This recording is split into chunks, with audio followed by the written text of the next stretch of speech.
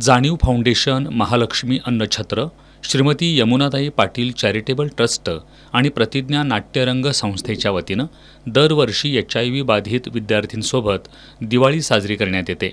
या संस्थेच्या वतीनं वर्षभर या विद्यार्थ्यांच्या सर्व गरजा पूर्ण केल्या जातात।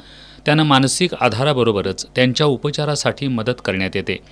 यंदा शाहू स्मारक भवन इथं झालेल्या कार्यक्रमात विद्यार्थ्यांना मान्यवरांच्या हस्ते शैक्षणिक साहित्य, पोषण आहार आणि दिवाळी फराळाचं वाटप करण्यात आलं।